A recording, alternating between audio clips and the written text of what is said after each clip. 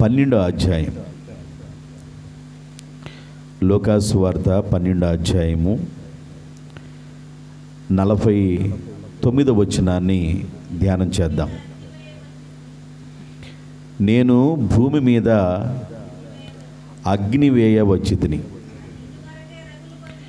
అది ఇదివరకే రగులుకొని మండవలనని ఎంతో కోరుచున్నాను. చాలు చాలు చాలు.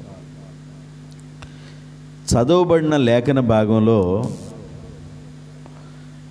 ఈ వాక్యం అర్థం కాక చాలామంది ఏమనుకుంటున్నారంటే, ఆయన ఏంది భూమి మీద అగ్ని వేయటానికి వచ్చానంటాడు, అత్తకి కోళ్ళకి గిట్టకుండా ఉంటుంది అంటాడు, పొసకకుండా ఉండిద్ది అంటారు. ఇలాగ కొన్ని మాటల్ని చదువుతున్నప్పుడు అవగాహన లోపం కలిగి లేఖనాన్ని అపార్థం చేసుకుంటూ ఉంటారు కొంతమంది, అర్థం కాక. నేను భూమి మీద అగ్ని వేయ వచ్చి తిని,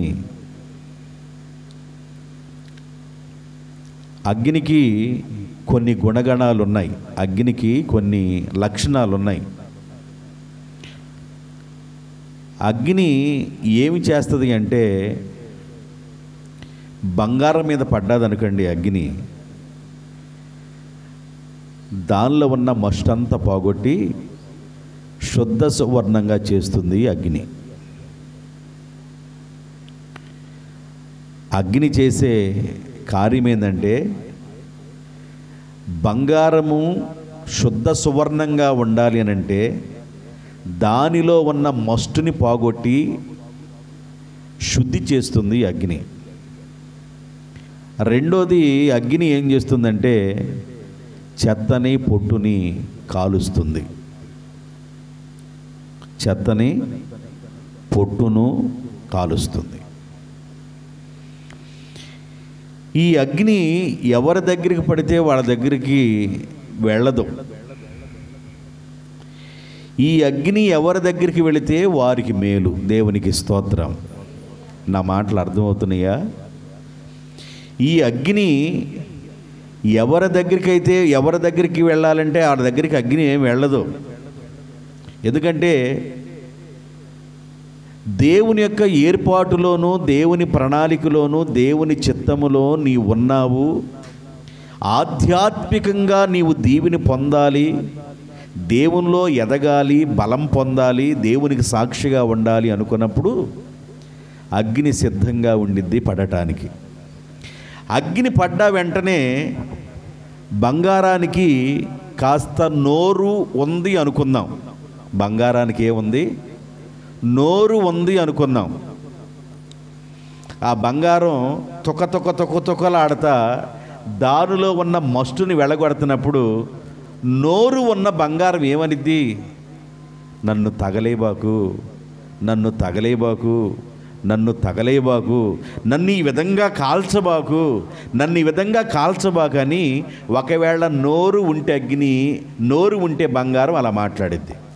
కానీ అగ్ని ఏమనిద్దంటే, నేను నిన్ను కాల్చాలి, నేను నిన్ను కాల్చాలి, నేను నిన్ను కాల్చాలి. ఎందుకు అలా కాలుస్తావు నన్ను అంటే, లోపల ఉన్న మలినము మస్టు ఉందో చూసావా? లోపల ఉన్న మలినము మస్టు అనేది పూర్తిగా పోగొడతా నేను వస్తే. అగ్ని ఏమంటుందంటే, నేను కానీ వస్తే లోపలున్న మలినము మస్టు పూర్తిగా వెళ్ళిపోద్ది. ఇంకేం మిగిలింది తెలుసా? శుద్ధ సువర్ణం, స్వచ్ఛమైన బంగారం మిగులుతుంది. దేవునికి స్తోత్రం. అర్థమవుతుందండి? అగ్ని కూడా ఎవరి దగ్గరికి అయితే వాళ్ళ దగ్గరికి ఏమి రాదు. నిజంగా నీవు దేవునిలో ఎదుగుతున్నావు, నిజంగా నీవు దేవునిలో బలం పొందుకుంటున్నావు, దేవునిలో ఆసక్తి కలిగి ఉన్నావు, నీవు ప్రార్థనలో ఎదుగుతూ ఉన్నావు, పట్టుదల కలిగి ప్రార్థన చేస్తూ ఉన్నావు, ఉపవాసాలుండి ప్రార్థన చేస్తున్నావు, రాత్రివేళ దేవునితో సన్నిధానంలో జాగారాలు చేస్తున్నావు, దేవుణ్ణి బ్రతిమలాడుతున్నావు. ఇలాగ నువ్వు కనెక్షన్లో దేవునితో ఎదుగుతూ ఉన్నప్పుడు దేవుడు ఏం చేస్తాడంటే, నిన్ను శుద్ధ సువర్ణంగా చేసుకోవటానికి ఆయన అగ్ని పంపిస్తాడు. ఏం పంపిస్తాడు? ఆయన అగ్నిని పంపిస్తాడు. కొంతమంది తెలియని వాళ్ళు ఏమనుకుంటారంటే, ఈ కుటుంబానికి కష్టం ఎందుకు వచ్చింది, ఈమెకి ఈ బాధ ఎందుకు వచ్చింది, ఈమెకు ఈ కష్టం ఎందుకు వచ్చిందని తెలియని రకాలు అనుకుంటారు, తెలియని వాళ్ళు అనుకుంటారు. యోబుకి ఎందుకు వచ్చిందని అంటే నువ్వేం చెబుతావు ఆన్సరు? నీ దగ్గర ఏమైనా ఆన్సర్ ఏమైనా ఉందా? కాబట్టి తెలియని రకాలు ఏమనుకుంటారంటే, ఈయనకి ఎందుకు వచ్చింది కష్టం, ఈమెకి ఎందుకు వచ్చింది ఎంత కష్టం, ఈమె ఇంత ప్రార్థన చేస్తుంది, ఇంత ఉపవాసాలు చేస్తుంది, ఈయన ఇంత ప్రార్థన చేస్తున్నాడు, ఇన్ని ఉపవాసాలు చేస్తున్నాడు, ఎందుకు వచ్చింది ఈ రకమైన కష్టము అనేది. కష్టం ఏ రూపంలో వచ్చిందో కూడా చెప్తాను, జాగ్రత్తగా వినాలి. అంటే అగ్ని అంటే మీరు ఏమనుకుంటున్నారు? అగ్ని అంటే మన కళ్ళకి కనబడేదే కాదు, ఆ పొయ్యిలో మండే అగ్ని కాదు. ఈ అగ్ని వేరు. ఈ అగ్ని ఏం చేసిద్దంటే మనల్ని శుద్ధ సువర్ణం చేసిద్ది. ఇది ఏ రూపంలో వచ్చిద్దో కూడా చెప్తాను, మీరు జాగ్రత్తగా వినాలి, జాగ్రత్తగా వినాలి. పొలంలో తూర్పాలు పోస్తా ఉన్నారు. తూర్పాలు పోస్తున్నప్పుడు గట్టి గింజలన్నీ అక్కడ దగ్గరలో పడతాయి, చాలా దూరంగా వెళ్ళిపోయి పొట్టు పడుతుంది. రే బాబు గోతాలు తీసుకురండి, దూరంగా ఉన్న పొట్టుని జాగ్రత్తగా ఎత్తి దబ్బరంతో కొట్టండి, కొట్లో వేస్తానంటారా? ఏం చేస్తారు? ఒడ్డెత్తేసిన తర్వాత కాస్త అగ్గిపుల్ల తీసుకెళ్ళి 2 గలగల్లాడే తాటికలు తీసుకెళ్ళి ఆడబెట్టి ఒక్క మంట పెడతాం, పొట్టుని ఏం చేస్తాం? కాల్చివేస్తాం. అగ్ని ఏం చేస్తుందంటే వస్తే పొట్టుని తగలేస్తుంది. అగ్ని వస్తే ఏం చేస్తుందంటే మస్టుని వెళ్ళగొడుతుంది. అగ్ని వస్తే ఏం చేస్తుందంటే చెత్తని చెదారాన్ని కాల్చివేస్తుంది. మనుషులు ఎలా ఉన్నారు, మనుషుల యొక్క పరిస్థితులు ఎలా ఉన్నాయి, అగ్ని ఎవరి దగ్గరికి పడితే వాళ్ళ దగ్గరికి అగ్ని రాదు. దేవుని బిడ్డలారా మీరు గమనించాలి. నీవు ఆసక్తిగా ఎదుగుతూ ఉన్నప్పుడు, దేవునిలో బలం పొందుతున్నప్పుడు, దేవునికి నేను దగ్గరగా ఉండాలి, ఆయన స్వరాన్ని వినాలి, ఆయన మాట వినాలి, నేను ఆయన ఆశీర్వాదం పొందాలనుకున్నప్పుడు అగ్ని అనేది నీ మీదకు వస్తుంది. ఆ రోజున తాళలేనట్లుగా, తట్టుకోలేనట్లుగా, మరి ఆ పరిస్థితుల్లో గలిబిలైపోతూ ఉంటావు, గందరగోళం అయిపోతూ ఉంటావు. అయితే ఆ గలిబిలి గందరగోళం చెందకుండా నీవు కానీ తాడుకున్నట్లయితే అగ్ని నిన్ను శుద్ధ సువర్ణముగా చేస్తుంది. దేవునికి స్తోత్రం. అయితే కొందరు మనుషులు ఎలా ఉన్నారు, కొందరు మనుషులు ఎలాగున్నారు? దేవుని యొక్క వాక్యం రాయబడింది, కొందరు మనుషులు బంగారముగా ఉన్నారు. కొందరు మనుషులు ఎట్లా ఉన్నారంట? బంగారం. కొందరు మనుషులు ఎలా ఉన్నారంటే వెండి. కొందరు మనుషులు వెలగల రాళ్ళు. కొందరు మనుషులు గడ్డి. కొందరు మనుషులు కొయ్యకాలు. కొందరు మనుషులు పొగలాగా ఉన్నారు. ఎట్లా ఉన్నారు? ఇవన్నీ చెబుతా, ఇవన్నీ చెప్పాలంటే మీరు జాగ్రత్త వినాలి. కొందరు మనుషులు ఎలాగ ఉన్నారు? బంగారంగా ఉన్నారు, వెండిగా ఉన్నారు, వెలగల రాళ్ళుగా ఉన్నారు, గడ్డిగా ఉన్నారు, కర్రగా ఉన్నారు, కొయ్యకాలుగా ఉన్నారు, పొగలాగా ఉన్నారు. కసువు. కసువు అంటే ఏంది? కసువు ఇల్లు ఉడిచిన తర్వాత వచ్చిద్దే, దాన్ని ఏమంటాం? కసువు. కొందరు మనుషులు కసువులాగా ఉన్నారు. బైబిల్ తెరవండి, కొన్ని విషయాలు చూపిస్తాను. లూకాసు సువార్త మీరు ఇంతకుముందు చదివారనుకుంటున్నాను, 3వ అధ్యాయము 13వ వచనం తర్వాత చదువుకోండి. అది పొట్టుని కాలుస్తుంది అనే భాగాలు మీకు ఆల్రెడీ చెప్పాను. ఓషియా గ్రంథం 13వ అధ్యాయము 3వ వచనం. ఇది కూడా చదివితే చదవచ్చు. లూకాసు వార్త 3:17 చదవండి.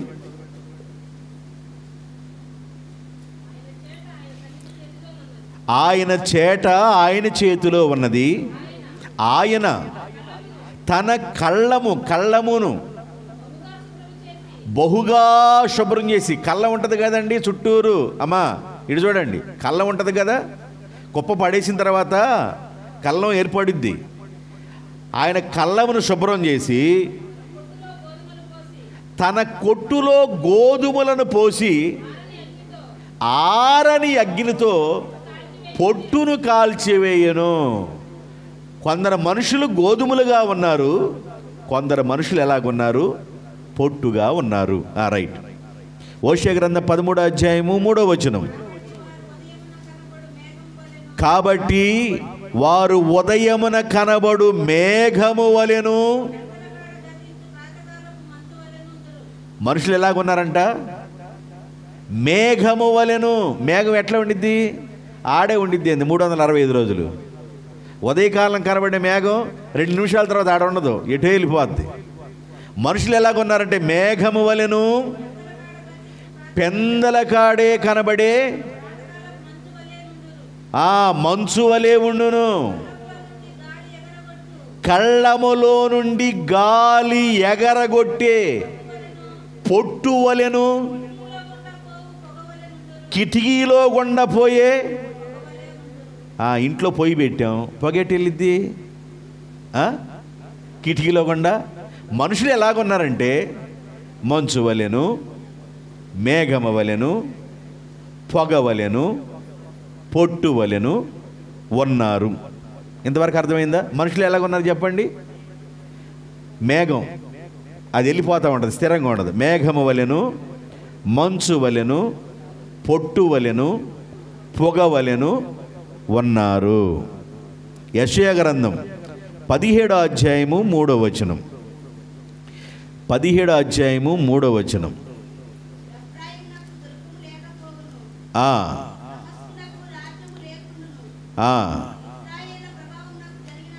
కొందరి మనుషులు అనేది ఉంటుంది మనకి. యెషయా గ్రంథమేనా?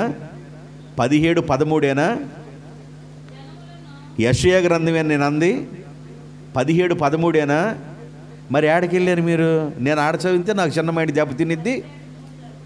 3 కాదు 13. అమ్మా నువ్వు తాలింపు అలాగేస్తున్నావా? జనములు విస్తార జనముల ఘోషవలే ఘోషించును, ఆయన వారిని బెదిరించును, వారు దూరముగా పారిపోవుదురు. కొండ మీద పొట్టు గాలికి ఎగిరిపోవునట్లు, తుఫాను ఎదుట గిరగిర గిరగిర తిరుగు కసువు ఎగిరిపోవునట్లు వారును తరమబడుదురు. మనుషులు ఎట్లా ఉన్నారంట? గిరగిర తిరుగు కసువు వలెను. మనుషులు ఎట్లా ఉన్నారంట? గిరగిర తిరుగు. తుఫాన్ వచ్చింది, కొంతమంది నన్ను ఎవరు అడిగారు, షాలేమని అనుకుంటా, తుఫాన్ వస్తే ఎట్టాగుండిద్ది అన్నాడు. వస్తే భయంకరంగా ఉండిద్దిరా అన్న. ఎప్పుడు చూడలేదు అన్నాడు. ఎప్పుడు చూడొద్దు అంటున్నా నేను. ఎప్పుడు చూడకూడదు కూడా దాన్ని. తుఫాను ఎప్పుడు చూడకూడదని కోరుకోవాలి. అది చాలా భయంకరం, ఉగ్రత. అది 77లో తుఫాను వచ్చింది. మేము చిన్న పిల్లలం, భుజాల మీద ఎత్తుకొని తీసుకెళ్ళాడు మా నాన్న. అది భయంకరం. ఊడ్చుకొని వెళ్ళిపోవటమే చిన్న చిన్న ఇళ్ళు మొత్తం.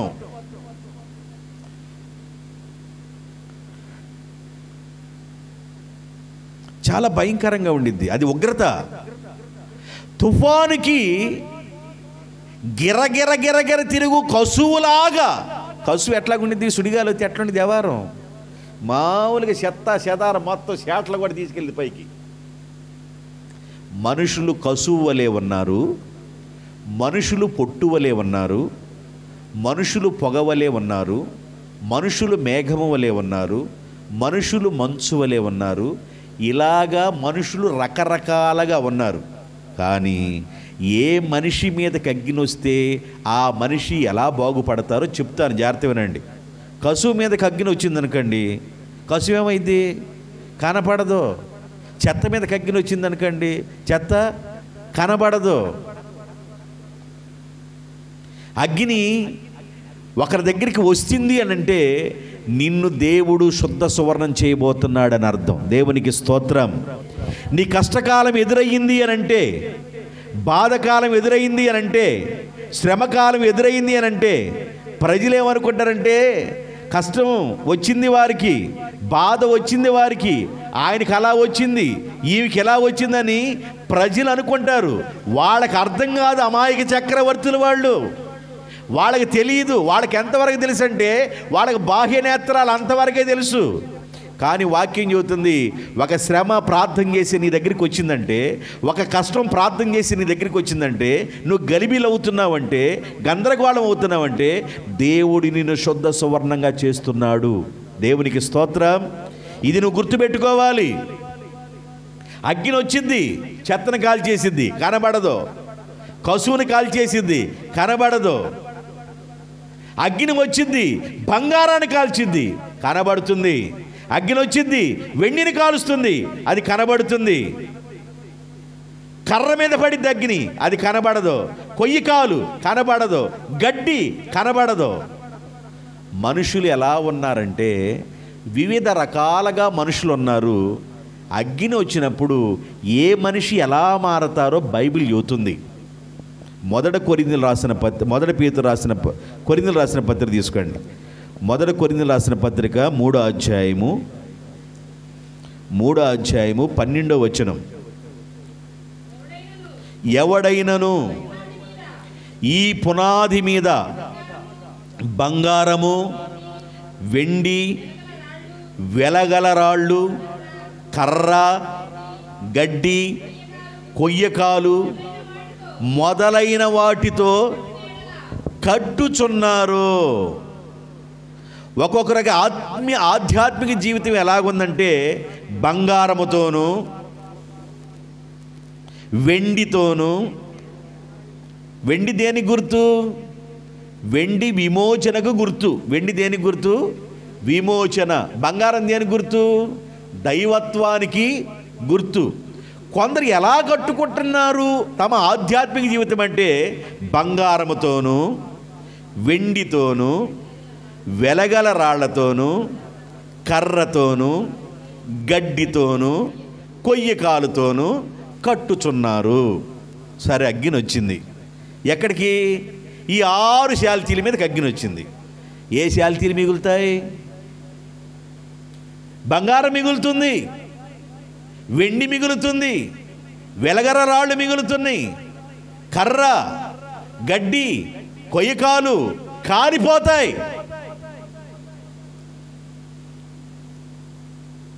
చెత్త కాలిపోయినట్లుగా, కసువు కాలిపోయినట్లుగా కాలిపోతాయి. ఆధ్యాత్మిక జీవితంలో ఎదుగుతున్న నీ జీవితంలో దేవుని బిడ్డలారా, ఏదైనా ఒక శ్రమ ఎదురవుతుంది. ఎదురయ్యింది అని అంటే, కష్టకాలం ఎదురైందనంటే, బాధలు ఎదురైనవి అంటే, శ్రమకాలం ఎదురైందంటే, దుఃఖము ఎదురైందంటే, నిట్టూర్పు ఎదురైందంటే చూసే మనుషులకు అర్థం కాదు. చూసే మనుషులు హేళన చేయొచ్చు, చూసే మనుషులు వేరుగా మాట్లాడొచ్చు. నోరు కదా, నరవలేని నాలుక ఎటైనా మాట్లాడుద్ది. సరే, అదే యోబు దగ్గరికి వచ్చి మాట్లాడు అని అంటే ఎంతమంది అని మాట్లాడేవాడు తెలుసా? అబ్బా, ఆయన బ్రతుకున్నప్పుడు రాజభోగం అండి. జనాలు ఏమనేవాళ్ళు యోబుని? ఊజు దేశంలో ఆయన ఎంత ఆస్తి కలిగిన వాళ్ళు మరొకరు లేరు. ఆయనకి చాలా కష్టాలు వచ్చినాయి. కష్టకాలంలో జనాలందరినీ, అబ్బాయి నీ వాయిస్ వినియోగించి నువ్వేం మాట్లాడుతావు యోబు గురించి మాట్లాడంటే నేనేం చెప్పమంటావండి? అబ్బో, ఆయన రాజభాగం, ఆయన విధానం, అసలు ఆయన బయటకు వచ్చే సెంటు వాసన, మరి 5 ఏళ్ళకి 5 ఉంగరాలు ఉంటాయి, కాళ్ళకు కూడా ఇంకేమైనా కడియాలు ఉంటాయి, అసలు మామూలుగా కదని చెబుతాడు. ఒకడు గెట్టదు కదా, గెట్టనోడు గెట్ల మాటలు మాట్లాడుతుంటాడు. ఇంకొకళ్ళని అడిగితే 100లో 99 మంది ఏం చెబుతారంటే మామూలుగా, అబ్బో మామూలు విషయం కాదండో, ఆయన విధానం వేరు అని. కొందరు అంటారు, ఆయన ఉన్నవాడైనా పెట్టేవాడండి, ఆయన ఉప్పుని పప్పుని తిన్నామండి అని అంటారు కొంతమంది. కొంతమంది అది కూడా అనరు. ఉప్పు పప్పు తిన్నవాళ్ళు కూడా నటన చేసి, యోబు బురద లేకుండా జమ్ము మొలిసింది అనుకుంటున్నావా, నీ పిల్లలు ఏ పాపం చేయకుండా ఎంత కష్టం వచ్చింది అనుకుంటున్నావా అని వివిధమైన మాటలతో చిత్రహింసలుగా మాట్లాడే మనుషులు ఉన్నారు. నా మాటలు అర్థమవుతున్నాయా? కష్టాలు వచ్చినప్పుడు ప్రజలు నిన్నేం చేస్తారంటే, ఆదరించే మనుషులు ఉంటారు కొంతమంది ఆధ్యాత్మికంగా, కొంతమంది ఆదరించకపోయినా సూటిపోటి మాటలు మాట్లాడే బ్యాచి ఉంటారు. అలాంటి వాళ్ళ మధ్య మనం నివాసం చేస్తున్నాం. ఎలాంటి వాళ్ళ మధ్య నివాసం చేస్తున్నామండి? అందరు పరిశుద్ధుల మధ్య నివాసం చేస్తున్నాం అనుకుంటున్నారు ఏంది? తూర్పు నుండి పొడుస్తారు నిన్ను, ఉత్తరం నుంచి దక్షిణం నుండి, నలువైపుల నుండి, అవసరమైతే నలువైపుల నుండి, మధ్యలో ఈశాన్యము వాయువు ఇవి ఉన్నాయి, ఆ దిశల నుండి కూడా మనల్ని పొడుస్తారు. బలురక్క చెట్ల మధ్య ఉన్నాం మనం, గొబ్బి కంప కింద ఉన్నాం మనం, మొళ్ళ తొప్పల కింద ఉన్నాం. ఇష్టం వచ్చినట్టు కాకులు పొడిచినట్టు పొడుస్తారు మనుషులు అలాంటి వాళ్ళు. పెడితే పెళ్ళిగూడు, లేకపోతే మనుషులు అలాంటి వాడు. ఎవరిని పట్టించుకోకూడదు, మనం మనుషులను పట్టించుకోకూడదు. నువ్వు ఎదుగుతున్నప్పుడు ఈరోజు రాత్రి నువ్వు జాగ్రత్తగా వినాలి.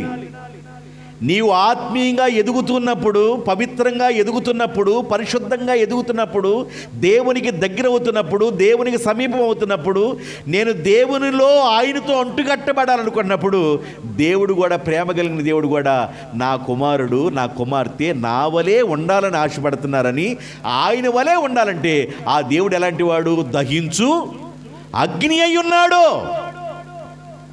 నా పిల్లలు కూడా అలా ఉండాలి అంటే ఏం చేయాలి? ఆయన అగ్ని వేసి వాళ్ళని ఏం చేయాలి? శుద్ధి చేస్తాడు. అగ్ని వచ్చినప్పుడు ఎలా ఉండిద్ది పరిస్థితి? అగ్ని వచ్చినప్పుడు ఎలా ఉండిద్ది? ప్రతిరోజు అంట యోబు భార్య అంట ప్రతిరోజు చక్కగా మాట్లాడేదంట యోబుతో. ప్రతిరోజు చక్కగా మాట్లాడేది, ఆయన మాట వినేది, సమాధానం చెబుతూ ఉండేది, ఆయనంటే చాలా ప్రేమగా ఉండేది యోబు గారి భార్య. అగ్ని వచ్చి పడ్డాది యోబు గారి ఇంటి మీద. ఏమొచ్చి పడ్డాది? అగ్ని వచ్చి పడ్డాది. యోబు భార్య యోబుని నోటి మాటలతో ఇష్టమొచ్చినట్లు మాట్లాడుతుంది. అగ్ని అంటే మీరేమనుకుంటున్నారు? కళ్ళకు కనబడే చెత్త కాల్చినప్పుడు వచ్చి అగ్ని అనుకుంటున్నారేంటి? అగ్ని అంటే ఇది.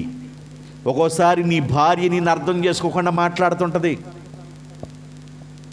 ఒక్కోసారి నీ భర్త నిన్ను అర్థం చేసుకోకుండా మాట్లాడుతుంటాడు, ఒక్కొక్కసారి నీ కుమారుడు నిన్ను అర్థం చేసుకోకుండా నీకు దుఃఖాన్ని కలుగు చేస్తూ ఉంటాడు, నీ బిడ్డలు నీ మాట వినకుండా నీకు దుఃఖాన్ని కలుగు చేస్తూ ఉంటారు. అగ్ని అంటే ఏమనుకుంటున్నారు? అగ్ని అంటే ఏదో వచ్చి పడ్డదని కాదు. ఆధ్యాత్మిక జీవితంలో ఎదుగుతున్న నీ జీవితంలో, నీ కుటుంబంలో ఎదురయ్యే ప్రతి పరిస్థితి అగ్ని లాంటి విధానంగా ఉంటాయి. బైబిల్ చెబుతుంది, 1 పేతురు రాసిన పత్రిక 1వ అధ్యాయము 6వ వచనం, 1వ అధ్యాయము 6వ వచనం. ఇందువలన అవసరమును బట్టి నానా విధములైన శోధనల చేత ప్రస్తుతము కొంచెము కాలము మీరు దుఃఖము కలుగుచున్నది. నశించిపోయే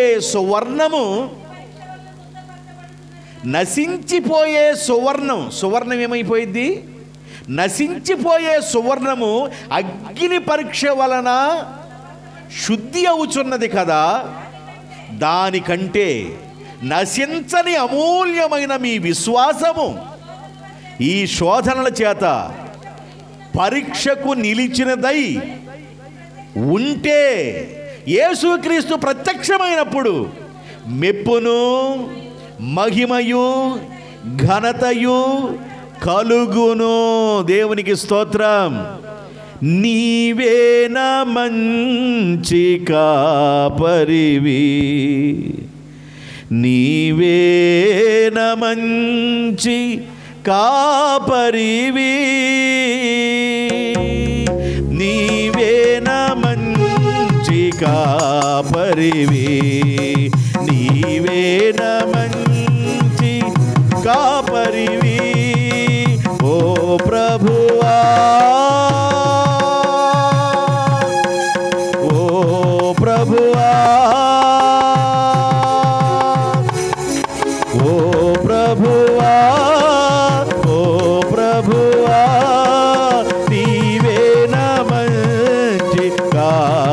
కాపరివి నీవే నా మంచి కాపరివి.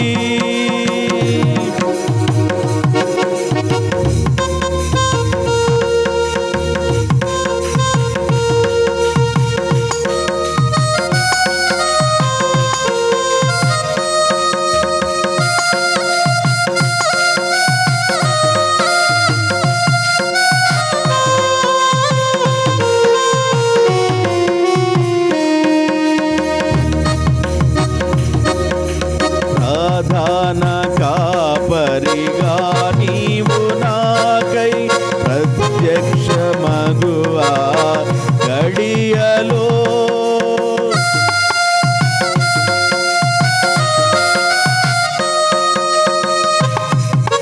ప్రధాన కాపరిగా నీవు నాకై ప్రత్యక్షమగువా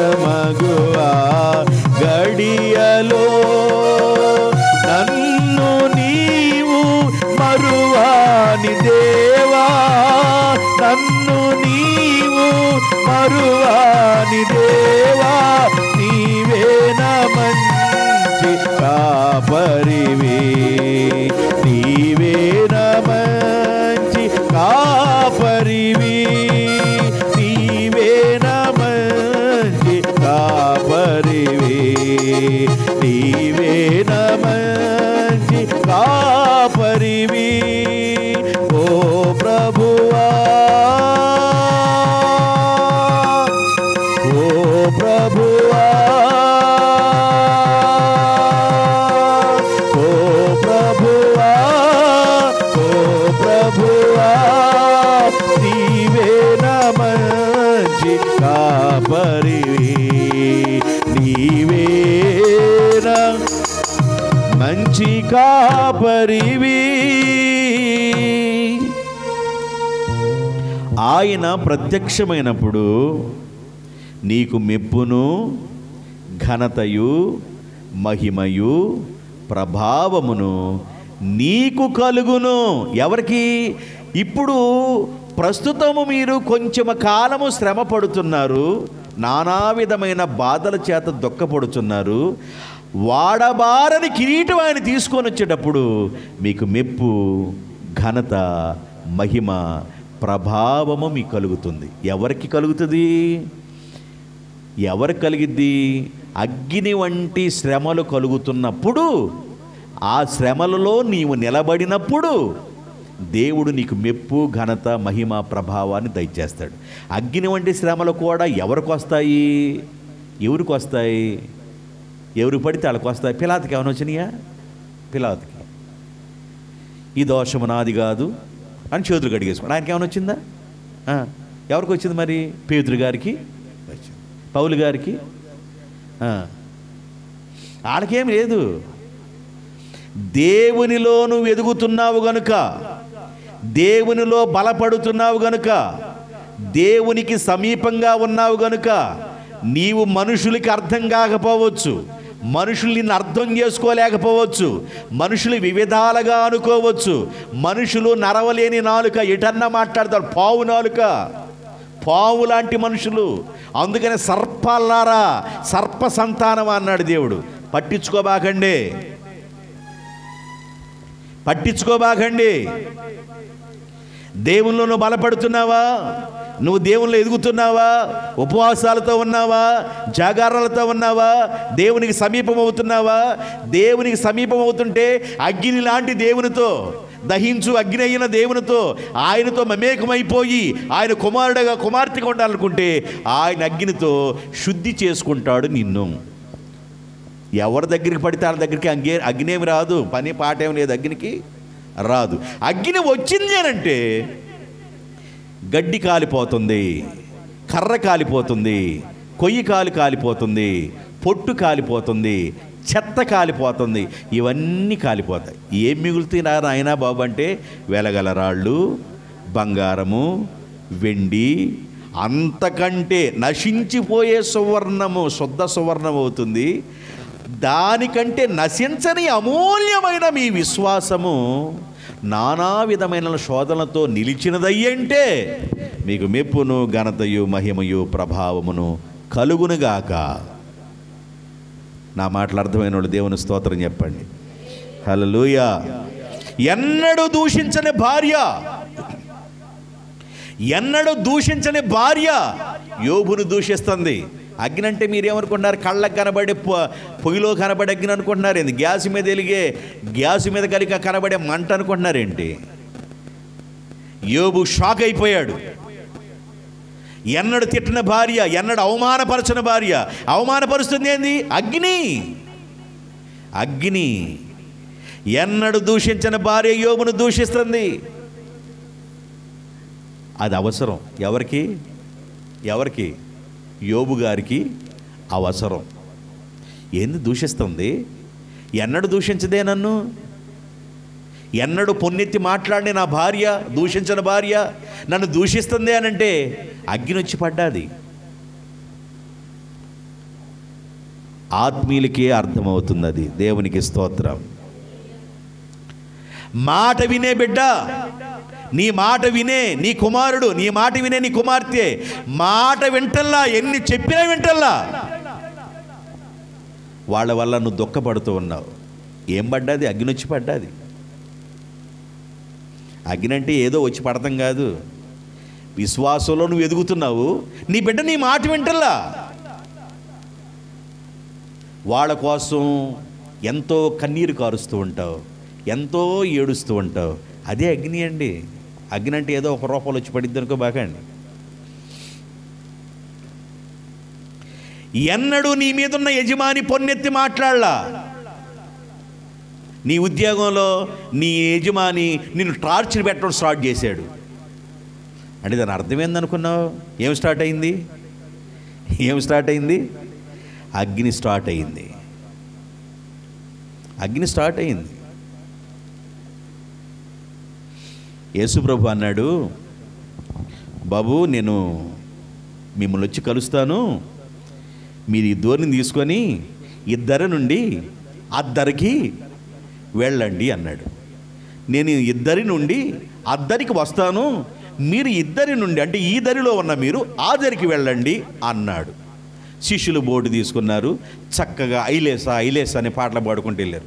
మధ్యలోకి వెళ్ళంగా ఏమొచ్చింది చెప్పండి? తుఫాను. తుఫాన్ అంటే ఏమనుకున్నారు? అగ్ని. శోధన వచ్చింది. చెప్పింది ఎవరు? చెప్పింది ఎవరు? సృష్టికర్త, సర్వాధికారి అని దేవుడు చెప్పాడు. మీరు ఇద్దరినున్న మీరు అద్దరికి వెళ్ళండి అంది ఆయన. ఆయనే చెబితే తుఫాన్ ఎందుకు రావాలి? ఆయనే ఎందుకు చెబితే వీళ్ళు గలిబిలు ఎందుకు కావాలి? ఆయనే చెబితే అంత గాలి ఎందుకు రావాలి? ఆయనే చెబితే అన్ని అలలు ఎందుకు రావాలి? ఆయనే చెబితే ఆ బోట్ ఎందుకు మునిగిపోతుంది? వేకుంజామున నీళ్ల మీద నడుచుకుంటా వస్తూ ఉన్నాడు. ఇంకేముంది? అయిపోయింది మన సీను సితార అయిపోయింది.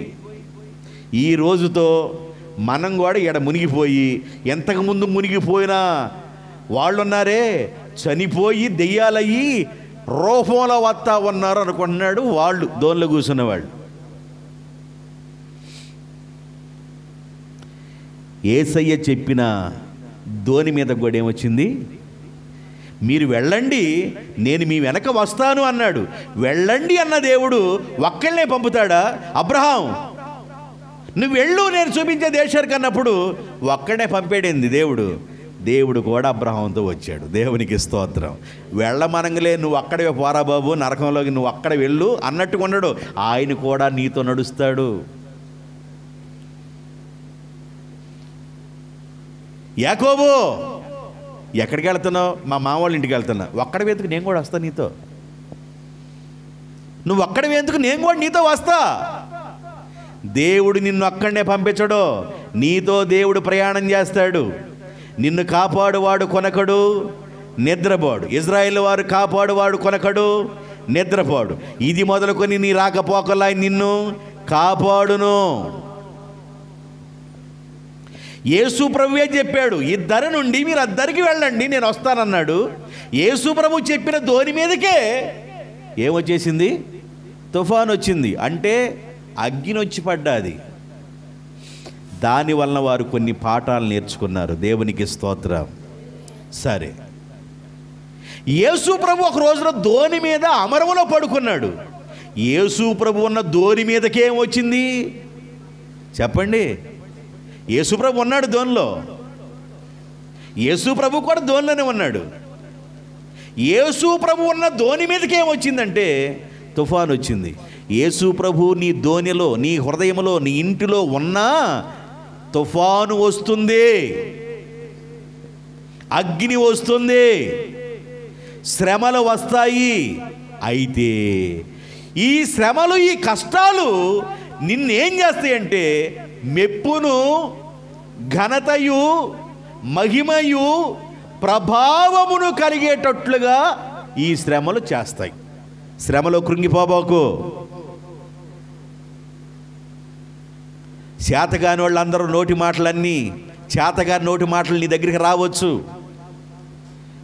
నిన్ను కాకి పొడిచినట్లుగా పొడుస్తారు కొంతమంది కాకులు. ఎవరి మధ్య జీవిస్తున్నాం మనం? కాకులు.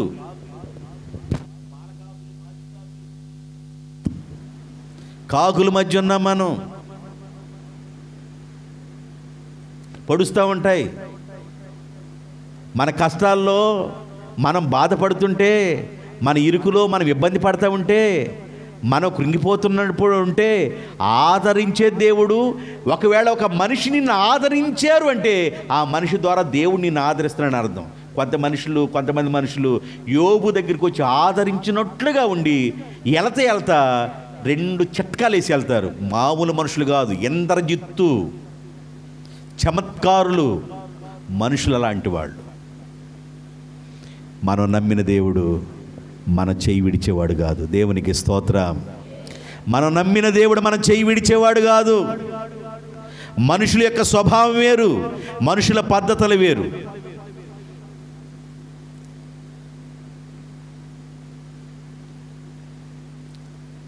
ప్రభువా, దేనికయ్యా అలాగ అగ్నేస్తున్నావనంటే ఇప్పటికి మీకు కొంత అర్థమై ఉంటుంది.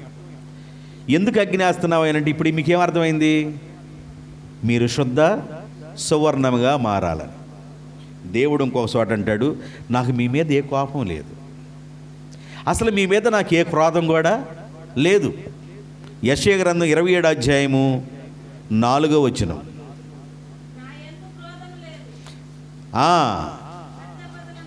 నా యందు క్రోధము లేదు. బాబు, ఏదో కోపం పెట్టుకున్నాను అనుకోబాకండి. నా యందు క్రోధము లేదు. గచ్చ పొదలను, బలురక్కసి చెట్లను ఒకవేళ మీలో ఉండిన ఎడల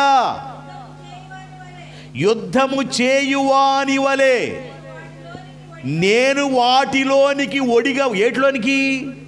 గచ్చ పొదల్లోనికి, బలురక్క చెట్లలోనికి, వాటిలోనికి యుద్ధము చేయువాని వలె వాటిలోనికి ఒడిగా వచ్చి నేను వాటిని కాల్చివేస్తాను. గట్టిగా దేవుని స్తోత్రం చెప్పండి. ఒరే బాబు, మీరంటే నాకు కోపం ఏమి లేదు, నాకు క్రోధమేమి లేదు. మీరంటే నాకు కోపము క్రోధమేమి లేదు. నేను మీ దగ్గరికి వచ్చినప్పుడు బలురక్కచి చెట్లు, గచ్చ పొదలు ఇవి మీలో ఉన్న ఎడల యుద్ధం చేసేవాడులాగా నేను వచ్చి వాటి మధ్యలోకి, ఏటి మధ్యలోకి? బలురక్క చెట్లు, గచ్చ పొదల మధ్యకి నేను వచ్చి వాటిని నేను కాల్చివేస్తా. నేను కాల్చివేసేది ఏంటంటే వేస్ట్ మొత్తాన్ని కాల్చివేస్తా, నీవు మాత్రం మిగులుతావు విశ్వాసంతో. దేవునికి స్తోత్రం. యేసయ్య మన దగ్గరికి వస్తే వేస్ట్ పోద్ది, వేస్ట్ కాల్చివేస్తాడు. బలురక్కసి చెట్లు, గచ్చ పొదల్ని కాల్చివేస్తాడు.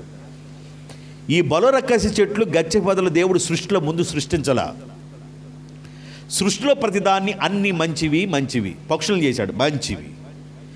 భూమి మీద తిరిగే ప్రాకే జంతువులు చేశాడు, పురుగులను చేశాడు, మంచిది అన్నాడు. వెలుగును చేశాడు, మంచిది అన్నాడు. రాత్రి నక్షత్రాలు, చంద్రుని చేశాడు, మంచిది అన్నాడు. పగలు సూర్యుని చేశాడు, మంచిది అన్నాడు. 6 రోజులు దేవుడు సృష్టిని తయారు చేసి 7వ రోజున విశ్రాంతి పొందుతున్న ఆ దేవుడు సృష్టిలో గచ్చ పొదలు బలురక్క చెట్లు కలుగు చేయలేదు. ఏదేను తోటలో ఉన్న ఆదాము అవ్వలు దేవుని మాట ఎప్పుడైతే వినలేదో దానిని బట్టి, దాని కారణాన్ని బట్టి భూమి మీద బలురక్క చెట్లు గచ్చ పొదలు పుట్టినవే.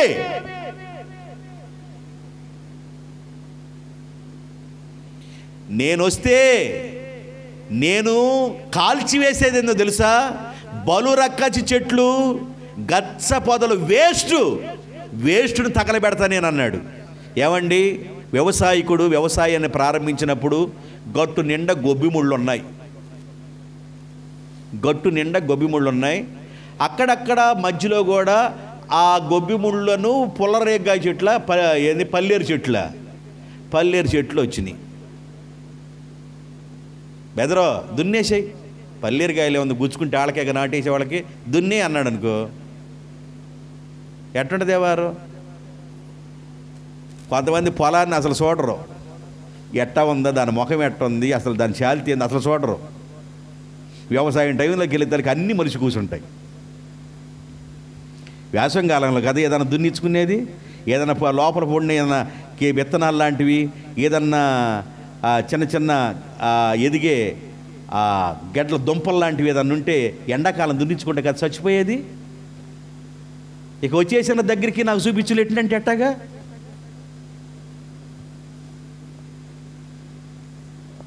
కొందరికి అర్థం కాదు. లేనోడు లేక బాధపడుతున్నాడు, ఉన్నవాడికి అసలుకేం అర్థం కావట్లా.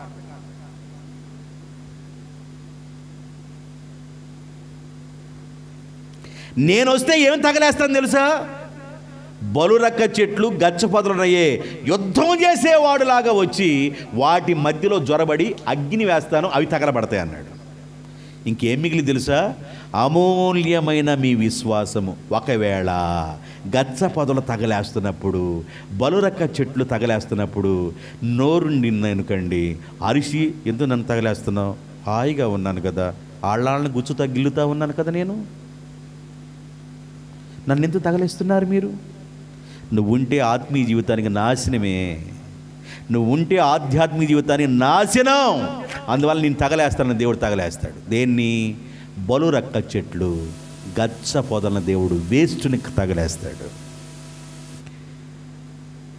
ఆ తగలేసాడు అంటే దాని అర్థం ఏంటంటే, ఇక మనకు మిగిలింది ఏంటంటే శుద్ధ సువర్ణం లాంటి మేలిమి బంగారము, దానికంటే అమూల్యమైన విశ్వాసం. మీరు శోధనలకు నిలిచిన వారైతే ఆ కష్టకాలంలో, అందుకని పాత రోజుల్లో ఒక పాత భక్తుడు ఏమని పాడుకున్నాడంటే, శ్రమలో నిలువగలవా. ఆయనకి అర్థమైంది. ఆయనకి ఏం అర్థమైందిరా బాబు అంటే ఆయనకు అర్థమైంది, వాక్యం అర్థమైంది.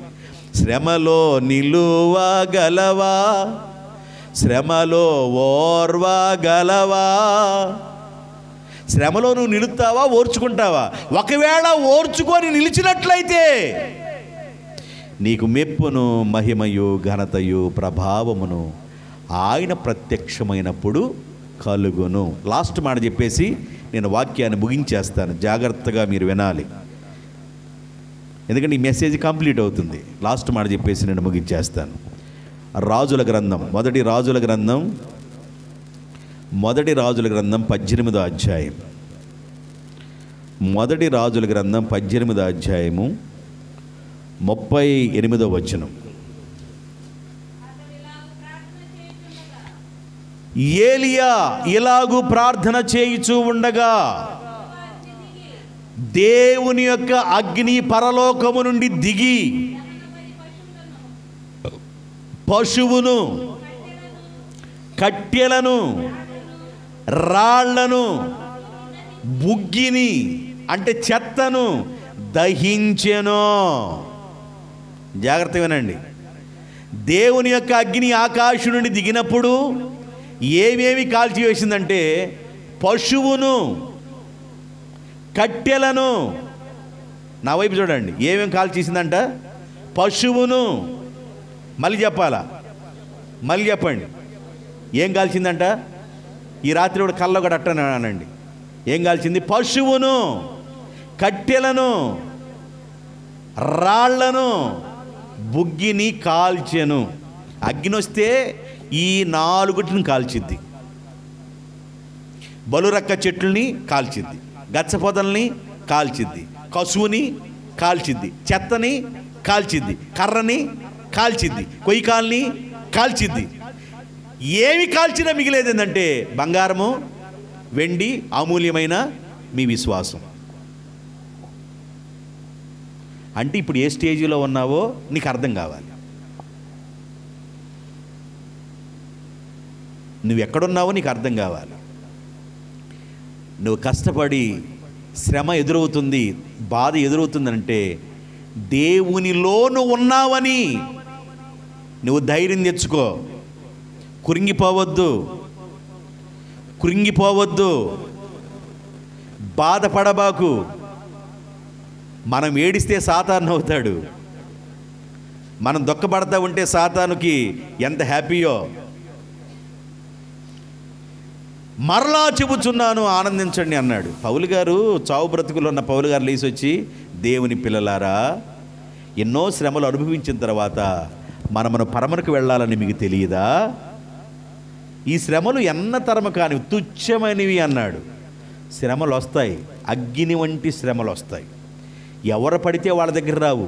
నీవు దేవుని కోసం నిలబడి ఎదుగుతూ ఉన్నప్పుడు నీకు ఎదురయ్యే పరిస్థితులు ఎలాగుంటాయి, వాటిలో నువ్వు నిలబడాలి, దేవుని వైపు చూడాలి, అమూల్యమైన నీ విశ్వాసాన్ని కాపాడుకోవాలి. లయము కాని విశ్వాసాన్ని నువ్వు కాపాడుకోవాలి. నశించిపోయే సువర్ణము అగ్ని చేత పరీక్షించబడుతుంది కదా, శుద్ధ సువర్ణం అవుతుంది కదా. అంతకంటే అమూల్యమైన మీ విశ్వాసము నానా విధమైన శోధనలకు నిలిచినదైతే మెప్పును, మహిమయు, ఘనతయు, ప్రభావం నీకు కలుగురన్నాడు.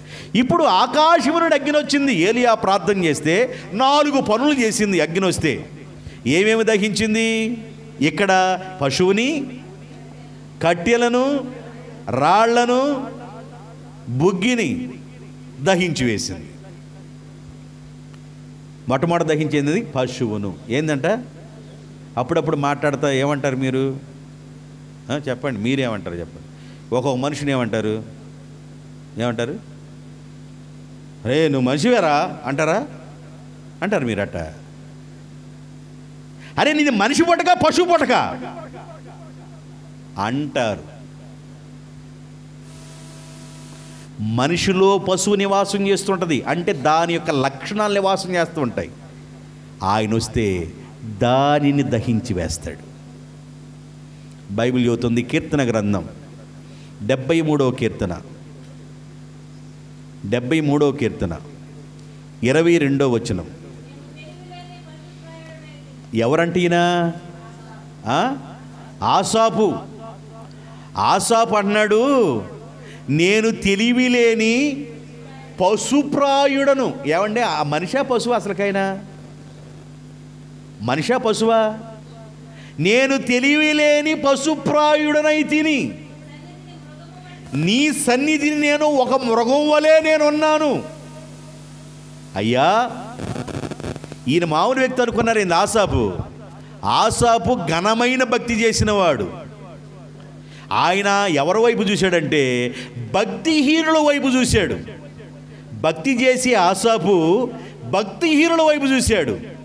భక్తి చేసి ఆసాపు ఏమనుకున్నాడంటే ప్రతిరోజు నాకు దుఃఖం కలుగుతుంది, తెల్లవారింది అనే తలకి ఏదో ఒక వార్త వినబడి నాకు వేదన కలుగుతుంది, దుఃఖం కలుగుతుంది, ప్రతి ఉదయాన్నే శిక్ష వస్తుంది నాకు. భక్తి చేసే నాకెందుకు ఈ బాధలు? భక్తి చేయని వాళ్ళు క్షేమముగా ఉన్నారు. వాళ్ళ కళ్ళు మెరకలెక్కిని, ముక్కులంపడున్న కళ్ళు ముక్కు మీద లేకుండా నడినెత్తికి ఎక్కిని కళ్ళు, గర్వాన్ని కంఠహారంలాగా ధరించుకున్నారు. వారు దేవుడు ఎక్కడ ఉన్నారని విర్రవిగా మాట్లాడుతున్నారు. వాళ్ళు ఏమన్నా బైపాస్ రోడ్లో స్కూటర్ని ఇటు నడుపుతున్నారు, అటు నడుపుతున్నారు. బండిని ఎటు నడుపుతున్నారంట చెప్పండి? బండిని ఇటు ఉంచుతున్నారు, అటు ఉంచుతున్నారు. నేను ఒక్కసారి అట్టనితరికే పడ్డా నేను, కానీ వాళ్ళు ఇటు ఉంచుతున్నారు, అటు ఉంచుతున్నారు. కొంతమంది రోడ్లో సదరంగా వెళ్ళరు, కొంతమంది రోడ్లో సదరంగా వెళ్ళరు బళ్ళు వేసుకొని. ఎట్టగంటాడు జర్ర అంటాడు. ఒక్కసారి జారిందంటే మోకాలు చెప్పుందే అప్ప చిప్పలో అప్ప మొత్తం పక్కకి వెళ్ళిపోద్ది. ఇక సూత్రం బతికినంత కాలం ఇక సూత్రమే. కొంతమంది అట్లా నడుపుతారండి భయంకరంగా. ఆటో నగర్ వెళ్ళాను ఒకసారి ఒక పని మీద. పాపం ఆయన లావుకున్నాడు, ఒక ఆమె లావు ఆమెను ఎక్కించుకున్నాడు. మరి తిమ్మిరిగా వెళ్తున్నాడు. అనుకుంటా రోడ్డు అప్పుడు అరుచుకుంటా ఎక్కువైపోయింది. ఎట్టకెళ్తున్నాడు నాకు వచ్చిందండి. ఏమొచ్చింది? అస్సలకి అది బైపాస్ రోడ్. అది తిమ్మిరి ఏం అర్థం కావట్లా. తిమ్మిరి కొంటారు కొంతమంది, అర్థం కాదు. ఈయన అదే అంటున్నాడు, అయ్యా నేను మృగం వంటి వాడుగా ఉన్నాను, నేను పశువు వంటి వాడుగా ఉన్నా. అసలు అసలుకి ఏంది మృగం అనుకుంటున్నావు, పశువు అనుకుంటున్నావు, అసలు ఈ బాధ ఏంది చెప్పంటేను ఆయన అన్నాడు, నేనేమన్నా భక్తి చేస్తున్నా, వాళ్ళు ఏమన్నా భక్తి చేయట్లా. భక్తి చేయనోడు ఏమన్నా క్షేమంగా ఉంటున్నాడు. భక్తి చేసే నాకేమన్నా ప్రతి ఉదయాన్నే బాధ వస్తుంది, శిక్ష కలుగుతుంది. నేనేమన్నా పవిత్రంగా ఉన్నా, నా చేతులు కూడా కడుక్కొని నిర్దోషిగా కల్మషం లేనివాడుగా శుద్ధుడిగా ఉన్నా. వాళ్ళు ఏమన్నా ఇష్టానుసారమైన తిరుగుతున్నారు, అయినా వాళ్ళు బాగున్నారు. అదేనా నీ డౌటు? అదే ప్రభు నా డౌటు, అదే నా డౌటు. నేనెందుకు భక్తి చేసే బాధలు అనుభవించాలి? భక్తి చేసే నాకు శిక్ష ఎందుకు రావాలి? భక్తి చేసే నాకు కష్టాలు ఎందుకు రావాలి? అదే నా బాధ ప్రభు అన్నాడు. అదే నీ బాధ? మరి ఆ బాధను తెలుసుకోవాలని ఏం చేయాలనుకుంటున్నావు నువ్వు? నేను ఆఖరి మంట కాకరగా అనుకుంటున్నా. ఆఖరి మంట చెత్త అంతా అయిపోతుంది. అయిపోయినప్పుడు చెత్త అంతా ఒకసారి వేస్తారు పిల్లలు చలికాలం.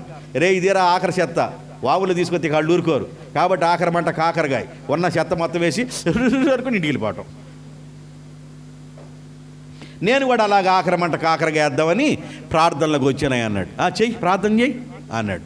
ఇక ప్రార్థన చేస్తున్నాడు. దేవా దేవా దేవా దేవా దేవా దేవని ప్రార్థన చేస్తూ ఉండగా ఆయనకు ఒక దర్శనం వచ్చిందంట.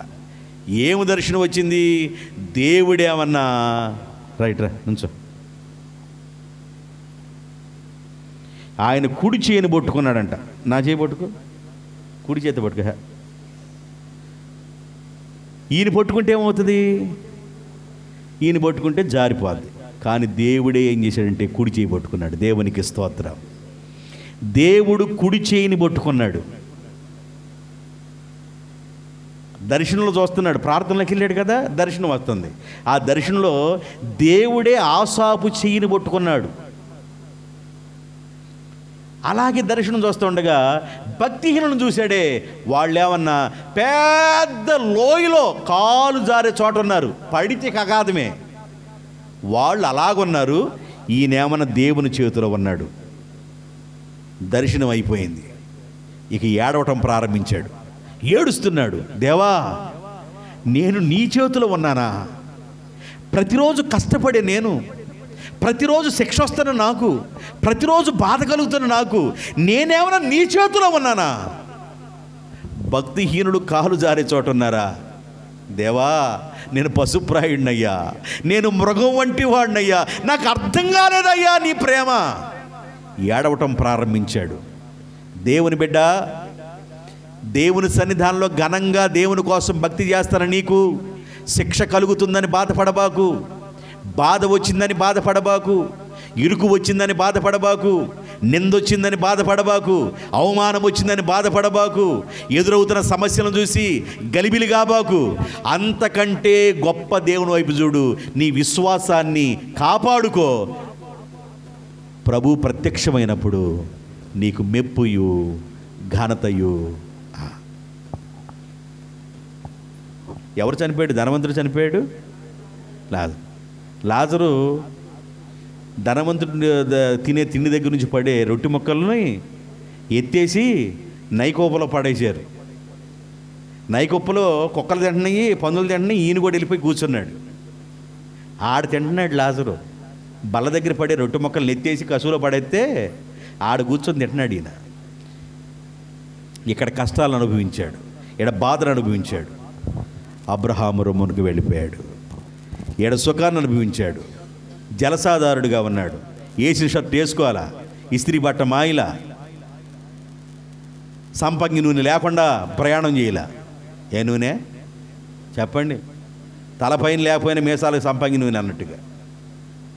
ఇలాంటి మనిషి ఆడికి వెళ్ళాడు? నోరు తెరిచి మిగిందంట, రా కుమారుడా రా అని. కష్టపడుతున్నావా? కష్టాలు ఎదురైన నేను ఏడుస్తున్నావా? శ్రమ ఎదురైందని బాధపడుతున్నావా? కానీ దేవుడు అంటున్నాడు, నీవు నా చేతిలో ఉన్నావు. దేవునికి స్తోత్రం. ఆయనకి అర్థమైంది నేను పశుప్రాయుడిని అయినా అయ్యా అని. అగ్ని వస్తే ఏం దహించేసింది? పశువు సంబంధించిన మనస్తత్వం లోపల ఉంటుంది, దాన్ని దహించి వేసింది అగ్ని వస్తే. అర్థమవుతుందా? సామెతల గ్రంథం 30వ అధ్యాయము 2-3 వచనాలు. నిశ్చయముగా మనుషులలో నా వంటి పశుప్రాయుడు లేడని ఆగూరు అనే వ్యక్తి మాట్లాడుతున్నాడు. నిశ్చయముగా మనుషులలో నా వంటి పశుప్రాయుడు లేడు అని. నరులకున్న వివేచన నాకు లేదు అని ఆగూరు అనే వ్యక్తి మాట్లాడుతున్నాడు. మనుషులో పశుత్వం అనేది పనిచేస్తుంది. దాది కాల్చబడి దగ్గర వస్తే, మృగం పనిచేస్తుంది, అగ్ని వస్తే అది కాల్చివేస్తుంది. మస్టుని కాల్చివేస్తుంది, పొట్టుని కాల్చివేస్తుంది, కసువుని కాల్చివేస్తుంది, కొయ్యిని కాల్చివేస్తుంది, కర్రను కాల్చివేస్తుంది, గడ్డిని కాల్చివేసింది. పశువును కూడా కాల్చివేయను. అగ్ని వస్తే ఏం కాల్చివేసింది? పశువును, కట్టెలను, తర్వాత రాళ్లను, తర్వాత బుగ్గిని. ఒక్కొక్క మాట ఒక్కొక్క కోణంలో చెప్పాలంటే చాలా టైం అవుద్ది. అర్థమైందండి? కట్టెలు మానవ స్వభావాన్ని గుర్తు. కట్టెల్ని కాల్చివేస్తుంది. అర్థమవుతుందా? మనిషిలో ఉన్న బలహీనతలు కట్టెలంటే, మనిషిలో ఉన్న బలహీనతలు అగ్ని వస్తే కాల్చివేస్తుంది. రిఫరెన్స్ కావాలా? తర్వాత అడగండి. రాళ్లను కాల్చివేయును, మీలో ఉన్న రాతి గుండెను తీసి. రిఫరెన్స్ కావాలా? దేవుడు అడగండి. బుగ్గిని కాల్చివేయును, చెత్త చెదారం వేసుని దహించి వేస్తుంది. ఇక నువ్వు దేవుని ఎదుట నిలబడినప్పుడు,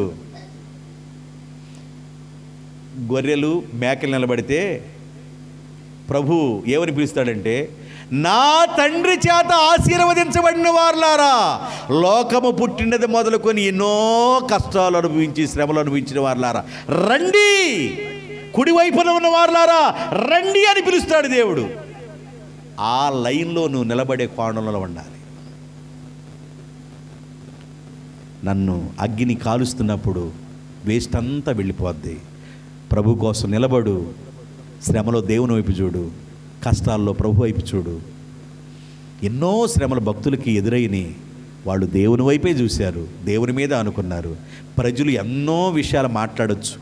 ఎగ్జాంపుల్ యోబుని చెప్పాను. యోబు తన భార్య ఎన్నో చక్కగా ఆయనతో బాగా మాట్లాడేది. ఒకసారి అగ్ని పడ్డాది. భార్య నోటికి ఏదొస్తే అది మాట్లాడుతుంది, అర్థం కావటంలా. అలాగుండేది పరిస్థితులు.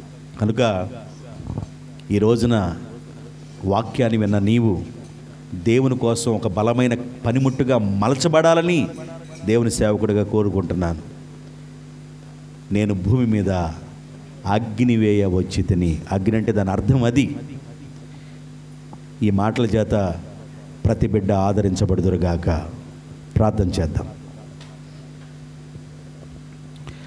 మహాపరిశుద్ధుడు వెను తండ్రి,